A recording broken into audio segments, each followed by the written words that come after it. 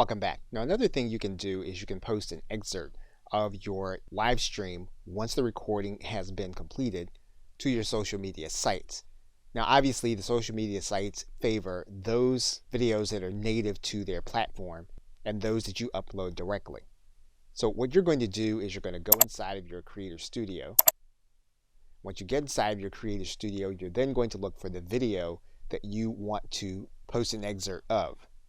You'll then need to go inside of your video manager. Once you get to your video manager, what you're going to do is you're going to go to this drop down arrow. You're then going to click download MP4. So in the case of Facebook, you'll just click the add photo or video button. You'll select the video. You'll write in your commentary and then you'll click post. In the case of LinkedIn, what you're going to do is you're going to go to your post area. You're then going to click share videos. You'll then grab your video and then you'll click upload. You'll write in your commentary and then you'll click post. In terms of Twitter, what you're going to do is click the tweet button. You'll then click this button where you have this file chosen.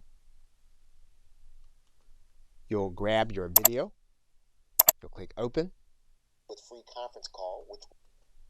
Now Twitter is going to allow you to create an excerpt regardless. So it's only going to allow you a certain amount of time for your video to play. So you'll select your excerpt.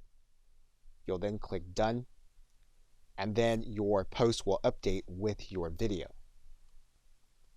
Now obviously if the goal is going to be for people to watch your live stream, you don't want to put the entire recording of your content on the social media sites. What you're going to do is you're going to pull it into your video editing software. In this case, we're using an older version of Camtasia. We're then going to pull this down to the timeline. We're going to select an excerpt. We're going to cut off most of it. And then we're going to put our call to action at the beginning and the end in terms of some kind of slide or overlay.